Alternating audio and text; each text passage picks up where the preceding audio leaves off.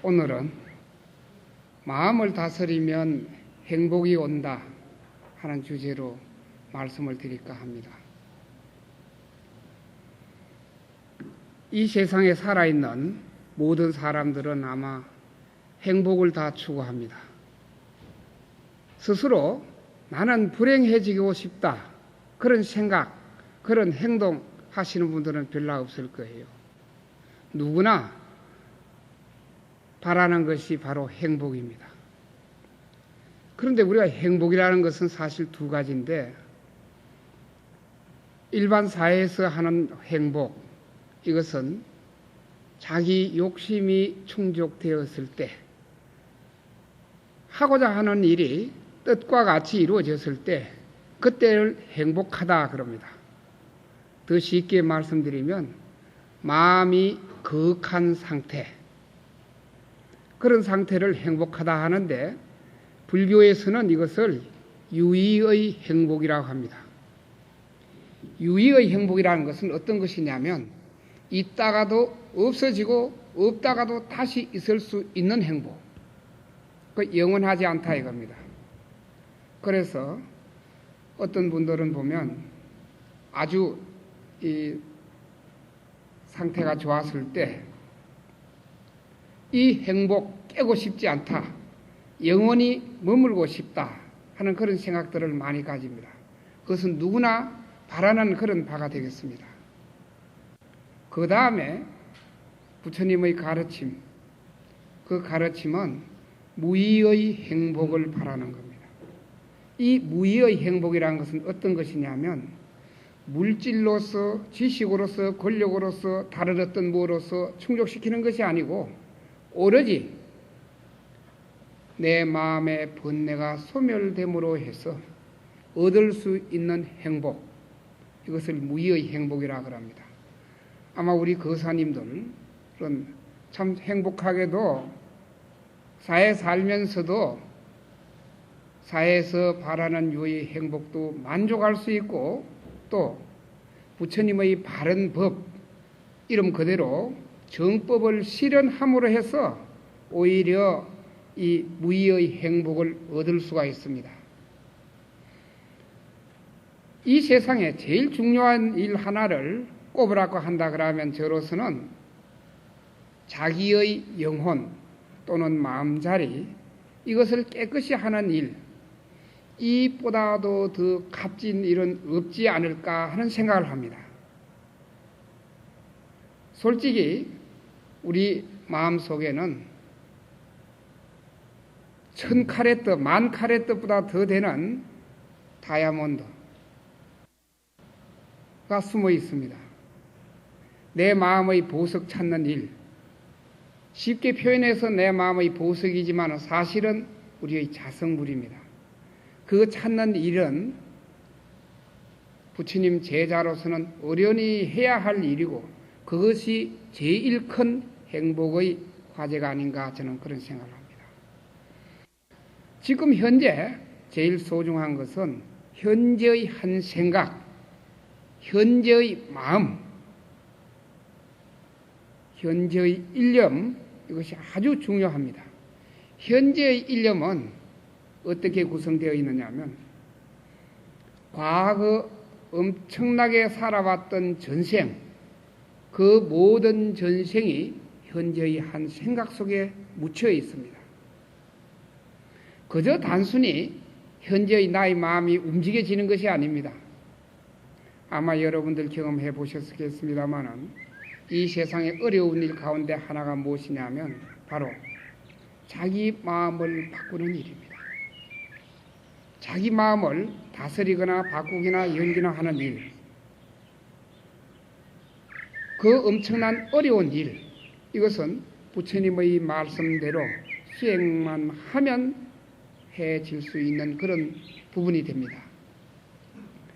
현재의 한 생각은 과거 다급생내 살아왔던 모든 인자들이 깃들여져 있고 동시에 현재를 존재하게 하고 그리고 앞으로 미래를 결정하게 합니다.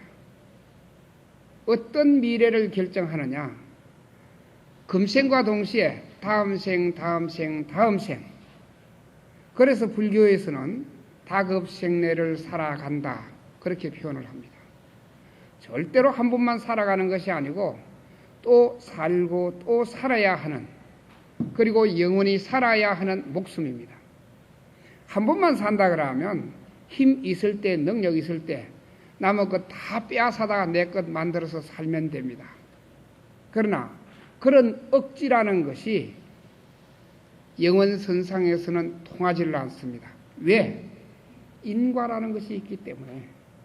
이 인과라는 것은 어떤 것이냐면 캄캄한 밤에도 그 관역을 분명히 맞추는 그런 인과가 있기 때문에 마음대로 행동하다가 욕망껏 행동하다가는 그 과보는 자업자득일 수밖에 없습니다.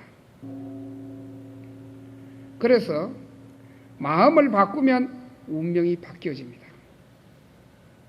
여러분들, 이 참 쉬운 이야기입니다. 마음을 열면 바로 행복이 옵니다. 우리 중생의 마음을 열어버리면 바로 보살의 마음, 그리고 부처의 마음을 얻습니다. 마음 바꾸기가 보통 어려운 것이 아닙니다. 왜 그러냐면 세세생생 살아오면서 지어놨던 모든 업의 인자들이 내포되어 있기 때문입니다. 한 생명이 태어날 때 난자와 정자가 만나면 한 생명이 태어납니다. 분자생물학에서는 어떻게 표현하느냐 하면 한 생명이 태어나는 점, 그야말로 우리가 연필로 점 하나 찍은 만큼밖에 안 됩니다.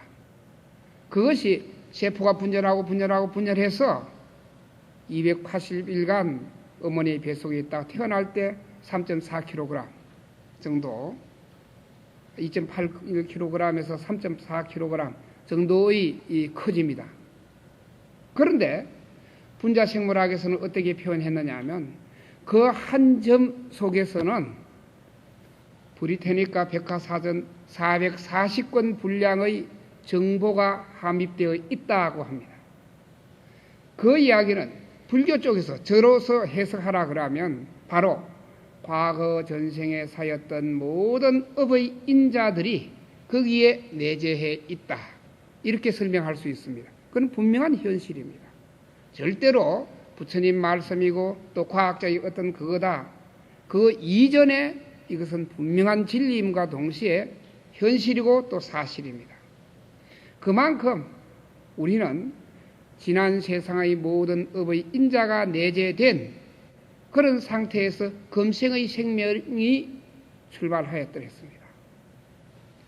그러고 보면 그 모든 전생의 인자, 이것을 움직이는 주체는 무엇인가 한 번쯤 생각해 볼 필요가 있을 겁니다. 왜? 우리는 이 사바 세상에 아무리 살아도 100년밖에 못 사는데 잘 살고 싶고 행복하고 싶고 또 당당하고 싶고 의연하게 살아가고 싶어 하는 그런 가장 기본적이고 근본적인 욕심은 누구나 다 가지고 있기 때문입니다. 그래서 이 중생의 업을 순화시켜서 그 마음을 바꾸는 일, 이것이야말로 우리 부처님 제자로서는 어련히 해야 할 그런 대목입니다. 그 마음을 바꾸면 운명이 바뀌어지고 또 마음을 열면 사실 아주 고귀한 행복을 누릴 수가 있습니다. 물론 행복에도 여러 가지 차원이 있겠습니다만은 참된 고귀한 그런 행복을 누릴 수가 있습니다. 그런 방법으로는 어두운 마음을 열면 밝은 마음을 바꿔놓는 일. 우리의 중생의 마음들은 다 번뇌가 끼어있기 때문에 어두운 마음이라고 표현합니다. 그 어두운 마음을 밝은 마음으로 바꿔놓는 일. 이것은 밝아지면 바로 지혜가 솟아나게 되어 있습니다. 지혜라는 것은 지식으로서 이루어지는 것이 아닙니다. 많이 배웠다고 지혜가 있는 것은 아니에요. 설령 배우지 않았다 손치더라도 지혜는 솟아날 수가 있는 겁니다. 이 어두운 마음을 밝은 마음으로 바꿔놓는 일, 이거 참 중요한 이야기고 아주 좋은 그런 대목이 되겠습니다.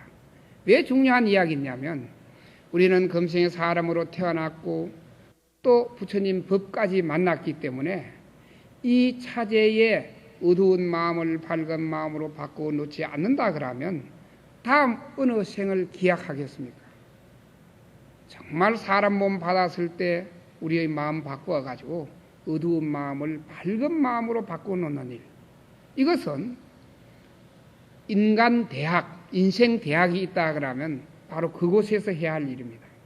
일생 해야 할 그런 대목입니다.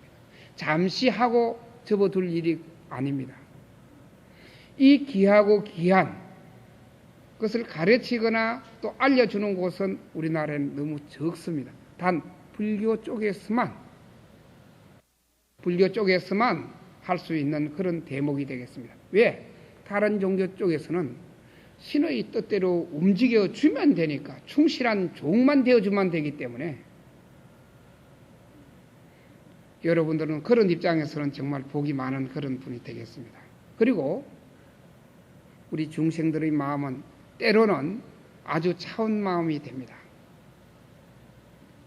이 차운 마음은 스스로 불행을 만드는 것이요 또 불행을 부르는 겁니다. 이 차가운 마음을 따뜻한 마음으로 바꿔놓는 일, 따뜻한 마음은 바로 자비가 되겠습니다.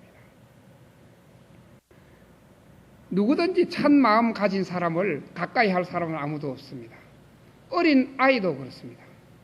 내가 남자다 여자다 그런 지각이 없는 어린 아이도 냉랭하게 대하면 바로 고개를 외면합니다. 이런 예가 있었더랬습니다.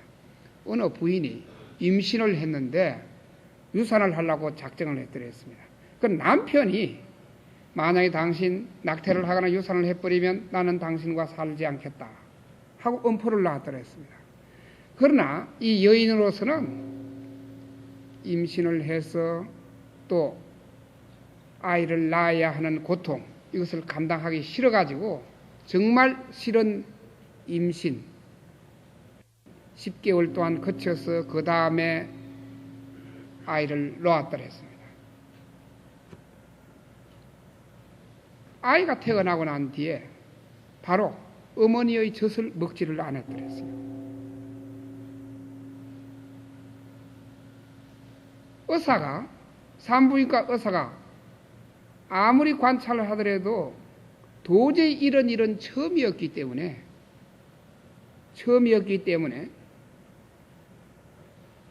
그래서 부득이 옆에 있는 동료 정신과 의사하고 의논을 했더랬습니다. 그러나 아무리 정신과 의사인 뿐 솔직히 환자하고 이야기를 해야 무엇을 도출해낼 수 있는데 그런 입장이 못 되어서 부득이 아이 어머니를 불렀다. 아이 어머니는 단호하게 나는 이 아이를 낳고 싶지 않았다. 정말 무지막지한 이야기를 한 겁니다. 한 생명을 두고 나는 이 아이를 임신도 싫었거니와 또 낳고 싶지도 않았다. 그런 몰지각한 이야기를 염치 없이 했더랬어요. 그때 와서 이 정신과 의사는 정말 하나의 쇼크, 충격과 동시에 그 현실, 사실을 발견한 겁니다. 그만큼 어머니의 마음이 냉담해지니까 그 몸속에 들어있는 아이도 바로 외면을 하는 겁니다. 그 태아는 의식으로 아는 것이 아니고 무의식적으로 본능적으로 어머니의 마음을 잃고 있기 때문에 그런 현실을 감안해 본다 그러면 누구든지 아마 차가운 마음을 가진 사람에게 다가갈 사람은 없습니다. 차가운 마음을 따뜻한 마음으로 가지는 일, 이것이야말로 참 살아가면서 행복을 만드는 그런 지혜가 아닌가 생각합니다. 그리고 때로 우리는 적은 마음을 가집니다. 마음이란 것은 솔직히 펼치면 이 우주를 감싸고도 남습니다. 접으면 바늘 하나 꽂을 곳이 없는 것이 바로 중생의 마음입니다. 왜냐하면 변질된 마음 변한 사람에게 어떤 무엇도 통하지 않습니다. 이런 적은 마음을 큰 마음으로 바꾸어 놓는 일, 이건 역시도 우리들의 행복을 스스로 만드는 일입니다. 그 다음에는 흔들리는 마음, 중생의 마음은 생멸을 쉬며 이 생멸하는 마음은 어떤 마음이냐면 이 생각 저 생각, 좋은 생각 나쁜 생각, 이거에 늘 흔들리게 되어 있습니다. 그 흔들리는 마음이 너무 지나쳤을 때는 결국 자기 자신이 불행을 부르는 겁니다. 너무 갈등, 시비, 방황에 젖어 있으면 그 다음은 정신과 의사의 치료를 받아야 하는 그런 입장이 됩니다. 그렇기 때문에 이 흔들리는 마음을 흔들리지 않는 마음으로 바꾸어 놓는 일, 정말 금강같이 단단한 마음을 가지는 일, 이걸 신념이라 그럽니다. 이런 신념을 쌓는 일이야말로 부처님 제자로서 꼭 해야 될 그런 덕목이 되겠습니다. 앞으로 21세기는 저는 이렇게 진단합니다. 가장 도덕적인 사람이 행복한 사회가 된다. 저는 확신합니다. 왜냐하면 우리나라도 이제 소득 만부를 넘어섰고 또 앞으로 GNP가 더 올라가게 되어 있습니다. 구조적으로. 이런 선진사회로 가려고 하면 믿음이 있는, 도덕이 건강하게 살아있는, 상식이 통하는 그런 사회야사만이 살아남을 수 있지, 그렇지 않으면 그 국가나 사회, 가정, 그것은 몰락하게 되어 있습니다. 아마 혹시 이 가운데는 회사를 경영하시는 분이나 또 자영업을 하시는 분들이라도 만약에 회사를 경영한다 그러면 많은 월급을 주가면서 부도덕한 사람을 자기 사원으로 다리고 있을 사람은 아무도 없을 거예요. 모르면 몰라도 알고는 없을 겁니다. 또 산업사회일수록 이 유리컵 하나라도 제대로 만들고 함량이 제대로 된 그런 유리컵 만드는 회사는 살아남을 수가 있습니다. 제품 하나를 성실하게 만드는 회사는 오히려 소비자들이 더 찾습니다. 그러나 원자재를 아끼고 무엇을 달리 그해가지고 함량 미달되는 그런 부도덕한 제품을 만든 회사는 어쩔 수 없이 문을 닫게 되어 있습니다. 아마 여러분들 자동차 많이 가지고 있을 겁니다. 성실하게 튼튼하게 또 단단한 아마 차를 요구할 겁니다. 고장 잘 나고 흠집 많고 그런 차를 돈 주고 살 사람은 아무도 없을 거예요. 이건 산업사회일수록 오히려 더 도덕성을 강조하고 있습니다. 미국 같은 사회에 대통령 또는 장관 조금의 하자만 있으면 바로 신문들이 용서하지 않습니다. 우리나라 사회도 그렇게 갈 수밖에 없습니다. 그래, 선진 사회는 바로 이 도덕이 살아있는 그런 사회이기 때문에 21세기는 어쩔 수 없이 그런 쪽으로 흘러가게 되어 있습니다. 그럼 21세기로 살아갈 수 있는 그런 사람들이 부도덕하거나 그 21세기로 살아갈 수 있는 구조에 미달한다 그러면 그 사회에서 적응될 수가 없습니다. 설령 그 같이 동시대에 살지는 몰라도 누구나 바라는 행복 또 인간다운 삶은 살 수가 없는 겁니다. 우리의 중생의 세계는 사실 인연으로 얽혀져 있습니다. 이 인연이란 것이 어떻게 되어 있느냐? 바로 인연은 자세히 들어보면 내 스스로 만들어진 겁니다. 그 나의 업이고, 업은 우리 신구이 삼업으로 이루어졌다 그러지요. 몸과 또 말과 뜻, 이 삼업으로 이루어진 것이 바로 업이고, 업이 펼쳐지는 세계, 그것을 우리가 인연이라 그럽니다. 이 세상의 제일 소중한 인연, 바로 자기 부인, 그리고 자식, 부모, 이렇게 형성됩니다.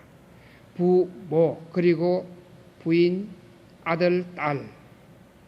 이 소중한 인연이 때로는 서로 은혜롭고 믿고 존경하고 사랑하는 그런 사이가 되어야 되는데도 불구하고 그렇지 못한 경우가 들어 있습니다. 그것은 과거 전생에 서로 좋지 않은 인연을 지었기 때문에 금생에 그렇게 만나지는 겁니다.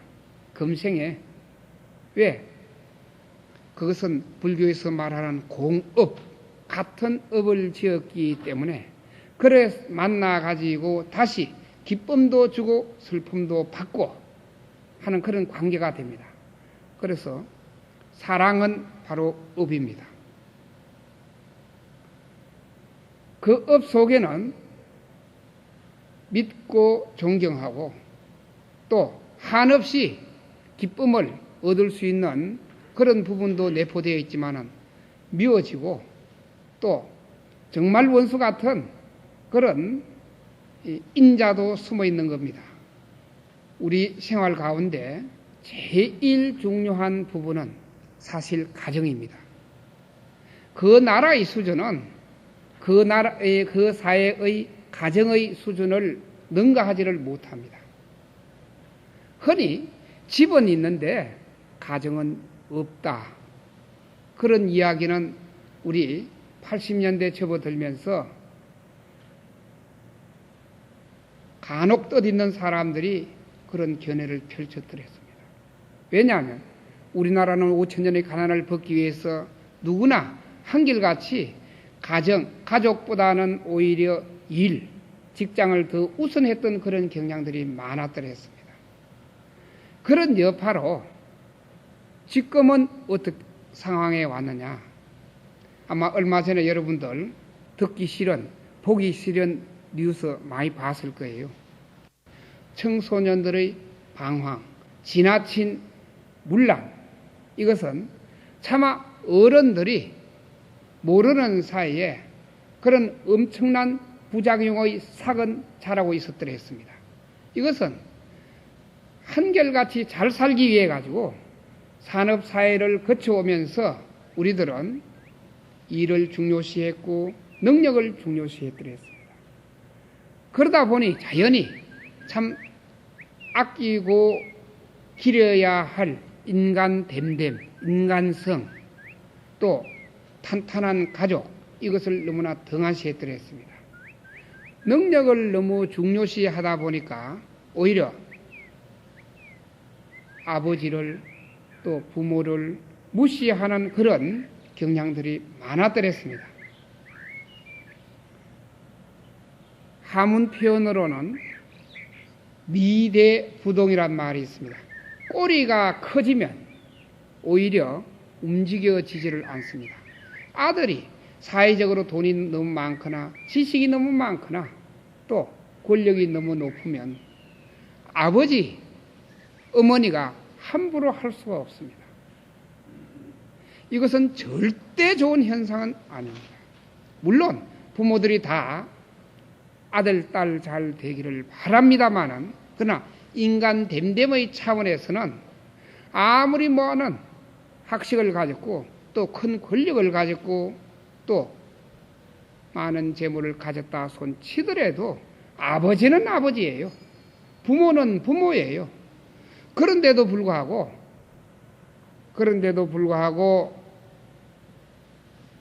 지식이 많다, 또 권력을 있다, 돈이 많다, 이런 것 때문에 그런 속물 근성이 잘못 움직여지기 때문에 아들을 오히려 두려워합니다. 어려워하고, 이것은 결국 무엇을 낳느냐면 자기가 자라고 있는 자기의 아들, 딸들이 결국 부모를 불신하게 만드는 그런 원인 제공을 하는 겁니다. 오늘날 우리 가정들이 자녀 문제 때문에 너무 괴로워하는 사람들이 있습니다. 이것은 한쪽으로 잘 살기 위해서 부지런히 하다 보니까 그 부지런함이 지나쳐서 가정과 자녀들을 돌보지 않은 그런 참 인과가 되겠습니다. 이 세상에 제일 아름다운 것이 있다 그러면 저는 솔직히 사람의 마음, 깨끗한 마음이라고 생각합니다.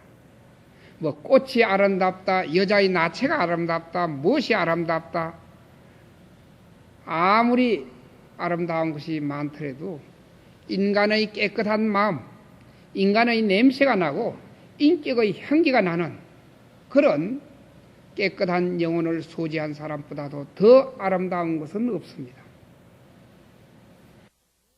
그런데 우리는 산업사회를 거쳐오면서 이 정말 존귀하고 숭엄한 이 현실을 무시해뜨렸습니다. 어질고 착하면 남들은 무시합니다. 정말 존경받고 신뢰받고 믿음을 가져줘야 할 그런 대상을 능멸하고 없이 여겼기 때문에 오늘날 우리 사회는 어떤 식으로 왔느냐 하면 인간 사회에서 제일 무서운 것이, 암보다도 더 무서운 것이 뭐냐면 바로 불신입니다. 믿지 않음. 아마 대한민국 국민들 지금 국가 잘 안 믿을 거예요. 대기업을 믿지를 않습니다. 사회를 믿지를 않아요. 그러고 가족 상호 간에 신뢰도를 가만히 생각해 보십시오. 만약에 진실하고 어질고 착한 그런 마음을 가진 사람을 우리가 소중하게 여겼더라 그랬으면 이런 부작용은 오지를 않습니다. 이 세상에 제일 더러운 것이 있다 그러면 저는 역시 인간의 마음이라고 생각합니다. 탐욕이 있는 마음, 아마 누구든지 외면할 거예요. 너무 욕심스럽고 너무 욕망에 젖어 있는 그런 모습, 누구든지 고개를 설레설레 흔들 겁니다. 이 세상에 제일 더러운 그 인간의 마음도 사실 생각 하나 바뀌면 바로 제일 아름답고 제일 고귀한 마음을 될 수가 있는 겁니다. 제가 모두에서도 말씀을 드렸습니다만 사실 마음을 열면 행복이 오고 마음을 바꾸면 운명까지도 바꾸어집니다. 이것은 내 스스로 행복을 만들겠다는 그런 의지가 있다 그러면 운명의 노예가 되지 않고 오히려 나의 행복을 재창조할 수 있는 겁니다. 정말 지혜로운 사람이라 그러면 자기 마음을 자기가 다스리는 겁니다. 그 자기 마음을 자기가 다스린다. 이것은 악업을 선업으로 바꿔놓는 일. 그것은 바로 내 스스로 실천해야 할 그런 대목이지 누가 줄 수 있는 그런 부분이 되지 못합니다. 하나님이 우리에게 줄 수도 없고 부처님도 우리에게 줄 수가 없습니다. 부처님의 말씀은 첫째도 둘째도 셋째도 어디까지나 말씀 따라 실천함으로 해서 우리가 행복해지는 것이지 부처님이 너 떡 하나 더 먹어라 이런 식으로 주지를 않습니다. 우리가 한 세상 살아가면서 사람 몸 받고 할 수 있는 일 가운데 제일 고귀한 일, 이것은 선업을 짓는 일입니다. 착한 업을 짓는 일입니다. 이것은 사람으로 있을 때만이 할 수 있는 겁니다. 사람의 몸 벗어나고는 도저히 할 수 없는 그런 부분이기 때문에 원시경전에서는 어떻게 가르쳤느냐 하면 선업을 짓는 일, 이것을 10가지로 나누었더랬습니다. 진리에 어긋나는 탐심을 내지 않을까. 사실 어떻게 보면 참 어렵습니다. 중생은 욕망으로 태어났고 그 욕망에 의해서 살아가기 때문에 갓 태어난 어린아이에게 물건을 하나 주어가지고 다시 달라 그러면 안 줍니다. 빼앗으려 그러면 몸 전체가 딸려오더라도 그 지었던 물건을 놓지 않습니다. 이것이 바로 근본 욕망입니다. 그 근본 욕망은 그대로 접어두고라도 그것보다도 더 지나친 탐심을 부리지 않는다 그러면 이것 또한 아주 좋은 일인데도 불구하고 살아가다 보면 오히려 탐심의 노예가 될 때가 많습니다. 그러나 어떻게 보면 그런 탐심이 있었기 때문에 인류의 역사는 이루어지지 않았나 이렇게 생각할지 모르겠습니다만은 결국 자기 영혼을 좀먹는 일이 바로 이 탐심이 되겠습니다. 그 다음에 남의 비위를 거스리는 이 진심, 화내는 일을 하지 않아야 합니다. 그 살다 보면 이 화를 내지 않을 수가 있느냐 이렇게 아마 생각할 겁니다. 화내지 않는 방법. 화를 내지 않은 사람은 아주 늙어서 곱게 늙습니다. 이쁘게 늙습니다. 순간순간 화를 내지 않으면 그 화내지 않는 방법 중에 제일 좋은 방법이 무엇이냐면 바로 참선을 하시는 분, 화두를 하시는 분들은 화두를 하면 되지만은 그 순간순간 일어나기 때문에 그 순간순간을 어떻게 처리하느냐 하면 바로 관세음보살하고 연부를 한다 그러면 화가 일어나질 않습니다. 화가 올라오다가도 바로 내려가게 되어 있습니다. 아마 여러분들 한번 실천을 해 보십시오. 이 화라는 것은 어떤 것이냐면 아주 구체적으로 말씀을 드린다 그러면 과거 전생에 내가 짐승 노릇을 했던 그 인자가 숨어 있어 가지고 금생에 나타나는 것이 화예요. 화난 얼굴은 누구도 아름답게 쳐다봐 주지를 않습니다. 결국 자기 영혼을 멍들게 하고 또 불행을 부르는 그런 부분이 되겠습니다. 그 다음에 세 번째는 진리를 망각하는 어리석은 마음을 내서는 안 됩니다. 이 부분 가운데 이 어리석은 마음에는 남을 미워하는 마음, 미워하지 않는 마음만 가져도 바로 흔히 우리가 말하는 보살의 마음이 됩니다. 어제 어떤 신도분이 한번 찾아왔습니다. 물론 그분과는 처음 만난 그런 사이였더랬어요. 이분이 어떤 이야기를 하느냐면 불과 나이는 40 조금 넘었고 처음 시집 와서 마지로 시집을 왔다고 그래요.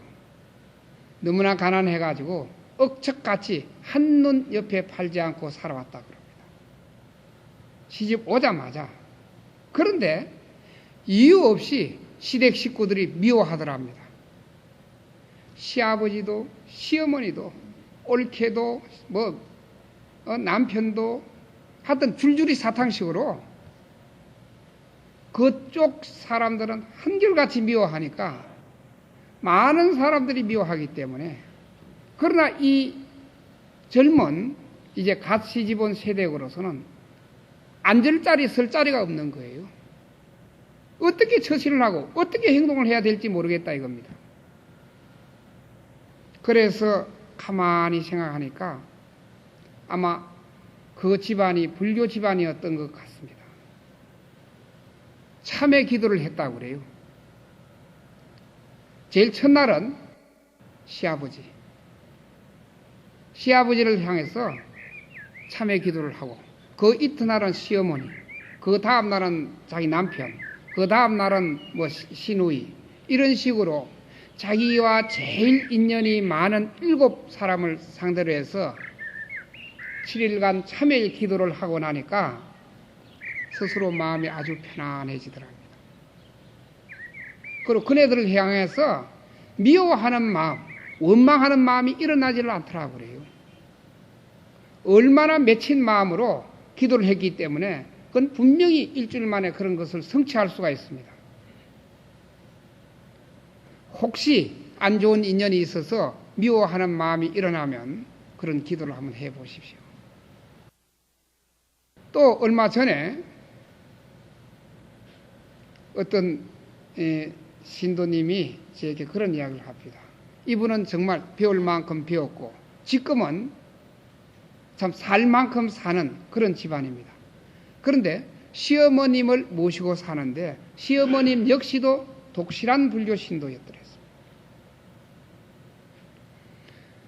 이 신도도 거의 매일 기도를 하다시피 그렇게 부지런히 남들이 보면 참 모범생이라 할 정도로 그렇게 살아가시는 분인데 시어머니 얼굴만 보면 미워진대요. 그래서 참 큰 스님을 찾아다니면서 이 일을 어떻게 해결해야 될지 그 해답을 구하고 싶어 했더랍니다. 그 저에게 그 이야기를 하긴데 저는 아주 간단하게 이야기를 해드렸더랬습니다. 시어머니 존경한다, 잘해줘야 되겠다, 또 이쁘게 보여야 되겠다, 뭘 어째야 되겠다, 또 짜증난다, 뭐하짠다 생각 딱 접어두고 시어머니 보는 순간 제일 먼저 할 수 있는 것은 관세음보살 연부를 하라고 그랬죠. 한 집에 살기 때문에 하루에도 여러 번 얼굴을 대해야 하는 그런 사이에 미움이 일어나니까 그 미움을 잠재울 수 있는 방법은 바로 관세음보살 연부를 하는 방법이 제일 좋습니다. 이 연불이란 말은 생각염자는 한번 이 파자를 만들어 보면 사람인이죠. 이제 금자입니다. 그럼 마음심자예요. 사람의 현재의 마음, 부처불자. 부처불자는 깨달음입니다. 밝음입니다. 현재의 마음을 깨닫게 하는 것이 바로 연불이에요. 연불은 나이 많은 사람이 할머니들이 할 일 없이 하는 것이 아니고 정말 연불을 한다 그러면 원효 스님도 그런 말씀을 했습니다. 금생의 업보는 녹아진다.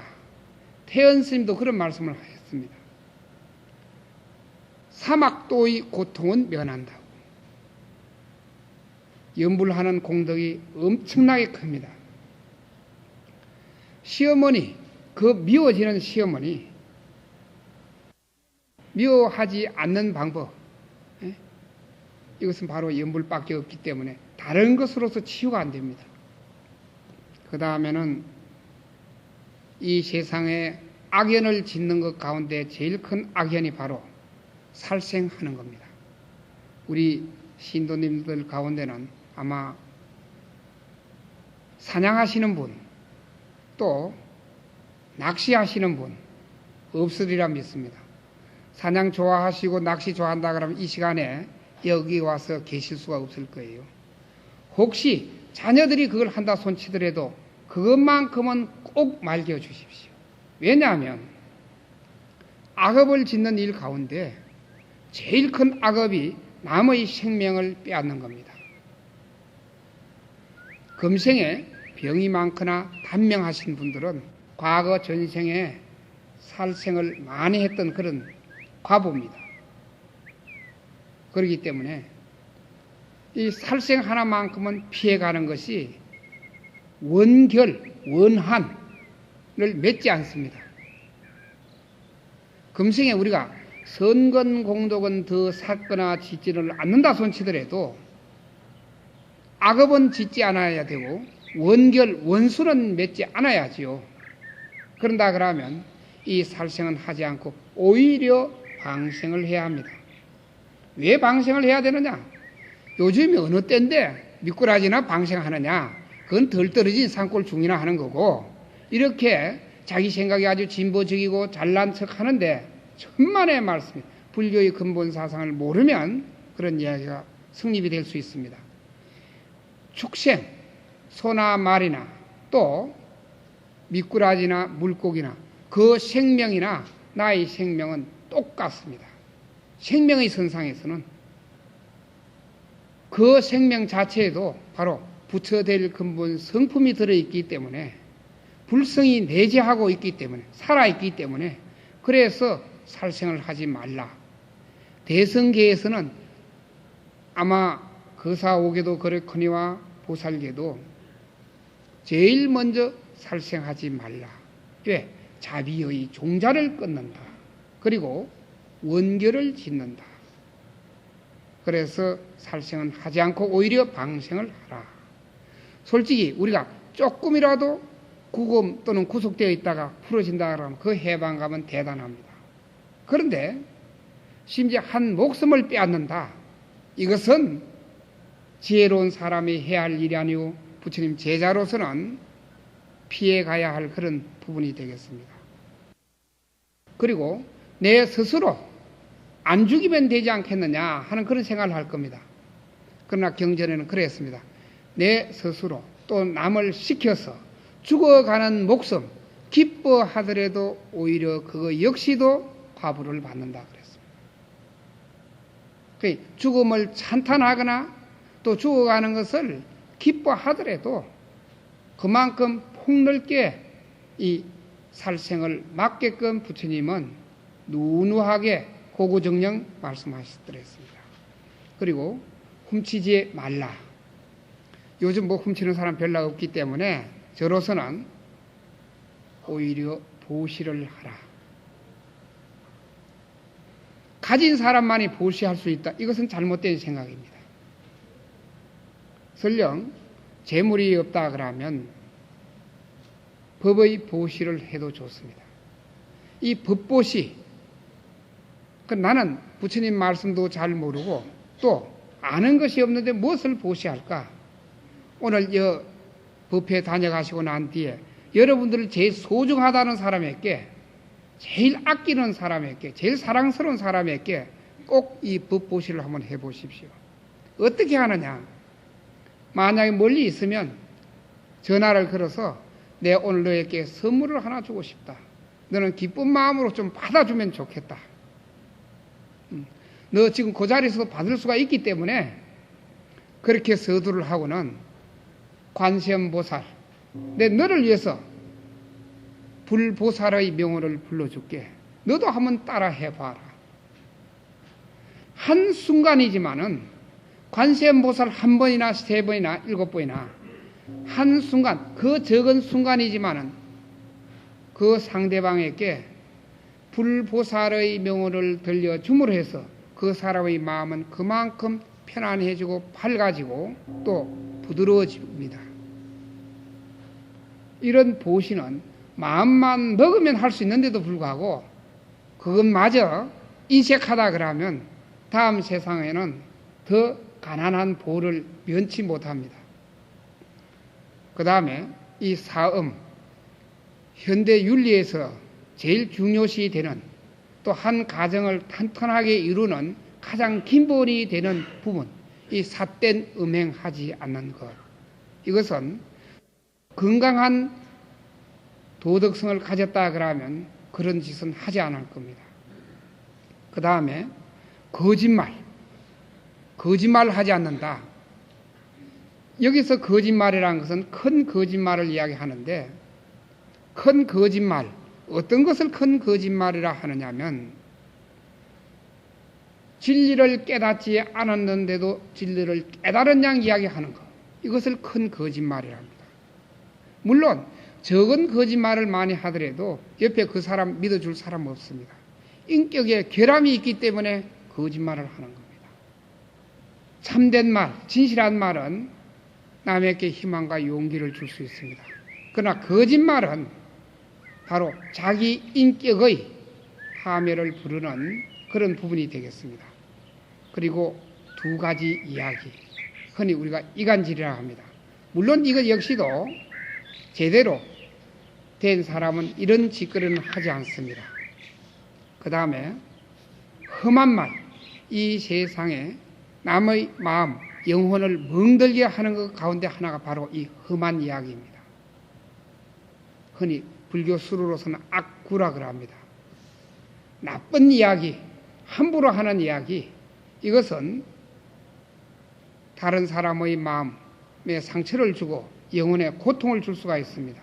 오히려 덕담을 해주는 겁니다. 좋은 이야기 아니면 칭찬이라도 해줘야 합니다. 그런데도 불구하고 너는 누구보다도 이렇게 비교해서 아이고 당신은 이웃집은 누구는 어떻는데 당신은 왜 이런 식으로 비교해서 하는 이야기 절대로 똑같을 수는 없습니다. 이 인류의 50억 인구의 업의 차별은 분명하기 때문에 다 그 능력이나 모든 한계는 천차만별입니다.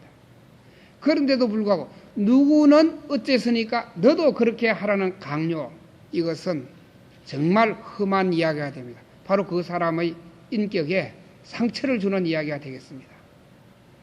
그리고 기어,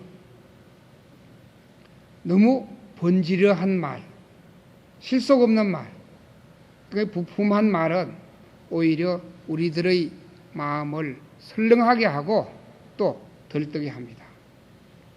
이 10가지 선업을 짓는 일, 조금만 마음을 가다듬는다 그러면 이건 실행할 수 있는 부분입니다만은 그러나 10가지 다 못한다 손치더라도 이 가운데 지킬 수 있는 것을 지키는 것이 바로 우리 부처님 제자들이 제가에서 할 수 있는 실천 덕목이 되겠습니다. 물론 대승불교에서는 또 다릅니다. 조금 전에 제가 말씀드렸던 이 10가지 10선업, 이것은 원시불교에서 부처님이 하신 말씀이고 대승불교권에서는 완전히 모습을 달리 해가지고 우리들이 해야 할 행동 반경을 어떻게 그했느냐 하면 6바라밀, 6가지 바라밀. 만약 이것을 실천한다 그러면 궁극에는 우리 스스로 성불할 수 있는 길을 튼다. 그렇게까지 극명하게 말씀하셨습니다. 아마 6바라밀에 대해서는 여러분 잘 아시겠습니다만은 이 시간에 다시 한번 기억을 상기해 보면 제일 먼저 보시입니다. 이 보시, 조금 전에도 제가 보시에 대해서 말씀을 드렸습니다만은 아마 스님이기 때문에 보시를 갖다가 말을 많이 하구나, 보시에 관한 이야기를 많이 하려고 생각하시구나, 이렇게 생각하실지 모르겠습니다만은 솔직히 이 보시라는 것은 내 스스로의 행복을 장만하는 가장 좋은 것이 바로 이 보시입니다. 물론 물질이 있으면 물질 나름대로, 또 법이 있으면 법 나름대로 자기 형편대로 하는 겁니다. 형편대로 하고 분수껏 해야지 분에 넘치는 것을 하다가는 오히려 자기도 넘어지게 되어 있습니다. 이 보시의 생활, 이것은 그야말로 우리 불자라 그러면 성속을 막론하고 실천해야 할 대목 가운데 제일 우선이 될 겁니다. 다음 세상에 넉넉하게 살고 싶다 그러면 아마 이 보시 바라밀은 아주 큰 공덕장이 될 겁니다. 그 다음에 요즘 현대사회에서 제일 필요로 하는 이 윤리사상, 바로 계율을 가집이 되겠습니다. 제가 거사들 나름대로 가져야 할 계율, 이 계율을 가진다. 저는 바로 이 계율을 가짐으로 해서 우리가 더 자유로워지고 의연해지고 당당해지고 불자다워진다. 저는 그런 생각을 가지고 있습니다. 왜 그러냐면 남자가 여자 만나서 그냥 사랑한다고 같이 살면 오히려 부도덕하다고 이야기를 들을 겁니다. 그러나 양가 다 모인 자리에서 형식이지만 결혼이라는 것을 거치고 난 뒤에는, 결혼식을 올리고 난 뒤에 살면 누구든지 부도덕하거나 이 빵알을 찢지 않을 겁니다. 그와 똑같이 부처님이 제자라 그러면 부처님께서 말씀하신 3기와 5기를 가짐으로 해서 부처님이 제자로서 당당하게 또 의연하게 자연스럽게 수행하고 살아갈 수 있을 겁니다. 결국 이 계율을 가진다는 것은 자기 인격, 자기의 사람됨이 소중하기 때문에 남을 그만큼 소중하게 생각하라는 그런 뜻이 되겠습니다. 자기 존재가 중요하기 때문에 남의 인격까지, 남의 모든 인연 있는 것을 소중하게 생각하는 이 지계의 바람일, 계율을 가지는 바람일, 아마 실천해야 할 그런 대목이 되겠습니다. 그리고 세 번째는 인욕이 되겠는데, 인욕 바람일, 조금은 참을 줄 알아야 합니다. 아마 우리 연세 많은 분들은 너무나 많은 긴 세월 참고 살아온 그런 삶이겠습니다만은, 그러나 젊은 세대, 특히 더 어린 세대는 참을 게 없어요. 너무나 성질이 급하고 또 바로 무엇이 돼야 하는데, 오늘날 우리나라 사회는 한 30년간 잘 살기 위해서 뛰어완 그런 거품의 현상이 일어나고 있다. 저는 그렇게 단정합니다. 사실 삶을 살아가는 데 있어서, 한 인생을 살아가는 데 있어서 100m 경주를 하는 건 아닙니다. 이거는 몇천 메타의 마라톤이 바로 인생입니다. 그런데도 불구하고 70년대 80년대 우리가 살아오면서 뛰자, 그래서 한 번 더 뛰자 그럽니다. 절대로 뛰면 안 됩니다. 여러분들 뛰면 바로 숨이 찹니다. 숨 차면 그 자리에서 앉게 되어 있어요. 지금 우리는 너무 뛰어왔기 때문에 숨이 너무 차서 헉헉거리면서 주저앉는 그런 입장에 놓여 있기 때문에 천천히, 그리고 천천히 나라는 것도 생각하고 나의 소중한 인연도 생각해 가면서 살아가야지 이제는 천천히 살아야 할 그런 때가 됩니다. 그래서 조금은 참아가면서 인욕해 가면서 살아가야지, 하고 싶은 것 다 이루어버리면 그 다음에는 너무 허무합니다. 그 다음에는 육바라밀의 네 번째가 바로 선정입니다. 이 선정, 내 마음을 조용하게 하는 일, 이거 제일 사실 급합니다. 제일 먼저 내 마음을 조용하게 하는 일. 어떻게 하면 마음을 조용하게 하느냐? 마음을 흔들리지도 않고 또 함부로 서지도 않고 조용하게 할 수 있느냐? 이것은 다른 방법이 없습니다. 역시 화두를 하시는 분들은 화두를 지으시고, 안 그러면 염불을 하거나 경전을 읽거나 또 주력을 하거나 자기가 좋아하는 대로 실천하면 됩니다. 그리고 다섯 번째는 정진입니다. 한 생을 살아가면서 어느 때는 일하고 어느 때는 쉰다, 쉴 겨를이 없습니다.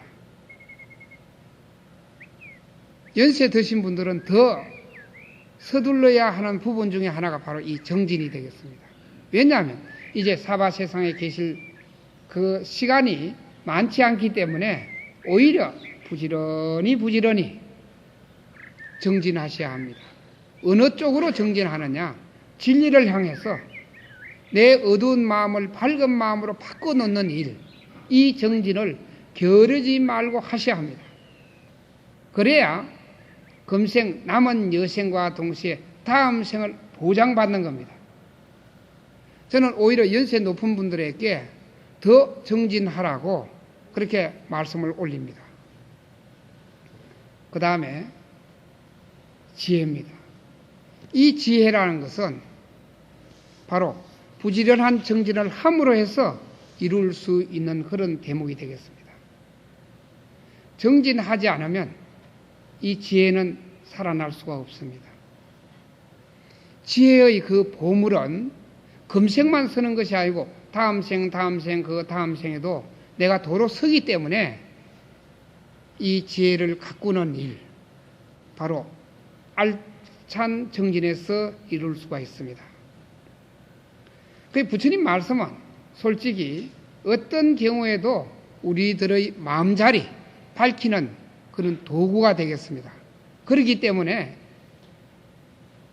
부처님께서도 저기 열반이 있다는 것을 말씀하실 뿐이지 가고 가지 않는 것은 너희들 자유다 그랬습니다.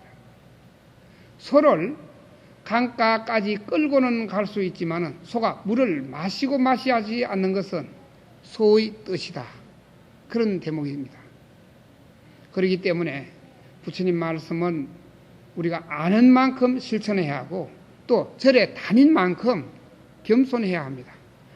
간혹 보면 나는 절에 10년을 다녔네, 20년을 다녔네, 30년을 다녔네 그러면서 그 연륜 자랑만 합니다. 이것은 절대로 자랑할 부분이 아닙니다. 그만큼 더 자비롭고 겸손해야 더 불자다워야 되고 인간다워야 하는 겁니다. 그러지 않다 그러면 허송세월만 한 것밖에 안 됩니다. 물론 인연은 잘 지었겠죠. 솔직히 행복은 그냥 오는 것이 아니고 우리가 노력하고 만들어야 합니다. 그 부처님 말씀은 정말 우리를 잘 살게 또 더 자유롭게 행복하게 하는 가장 근원이고 원천입니다. 잡보장경에 보면 아마 여러분들 보셨는지 모르겠습니다만은 걸림없이 살 줄 알라 하는 그런 부분이 있을 겁니다. 제가 읽어드리겠습니다. 합장들을 하시고 저 이야기가 아니기 때문에 따라해봐도 괜찮습니다. 유리하다고 교만하지 말고 불리하다고 비굴하지 말라. 무엇을 들었다고 쉽게 행동하지 말고 그것이 사실인지 깊이 생각하여 이치가 명확할 때 과감히 행동하라. 벙어리처럼 침묵하고 임금처럼 말하며 눈처럼 냉정하고 불처럼 뜨거워라. 태산 같은 자부심을 갖고 누운 풀처럼 자기를 낮추어라. 역경을 참아 이겨내고 형편이 잘 풀릴 때를 조심하라. 재물을 오물처럼 볼 줄도 알고 터지는 분노를 잘 다스리라. 때로는 마음껏 풍류를 즐기고 사슴처럼 두려워할 줄 알고 호랑이처럼 무섭고 사나워라. 이것이 지혜로운 이의 삶이니라. 합장 내려오시고요. 저 이야기가 아니고 잡보장경에 나오는 이야기입니다. 물론 원시경전 속에 잡보장경이 있습니다. 부처님 말씀은 이렇게 생동감이 있고 현실감이 있고 우리 중생들이 살아가는 지표를 분명하게 설정해 줍니다. 이런 좋은 말씀 가슴에 담아 놓으면 우리들의 마음이 편안해지고 따뜻해지고 또 넉넉해집니다. 어두웠던 마음이 밝아지고 또 차가운 마음이 따뜻해지고 적은 마음이 커집니다. 부처님 말씀 우리 가슴에 담는 일, 이것은 불자들이 해야 할 그런 바가 되겠습니다. 정말 지혜로운 사람이라 그러면 우리는 운명의 노예가 되는 것이 아니고 바로 행복을 만들어가면서 살아가야 하는데, 이 행복 만들기 중에 제일 좋은 것이 바로 10가지 착한 일, 10선업을 짓는 것과 동시에 6가지 바람일, 6바람일을 실천하는 길이 되겠습니다. 오늘 많은 시간은 아닙니다만 여러분들과 이 부처님 말씀을 나누게 된 이 인연, 저도 감사하게 생각합니다. 잘 경청해 주셔서 감사합니다. 다음 또 인연이 있기를 바랍니다.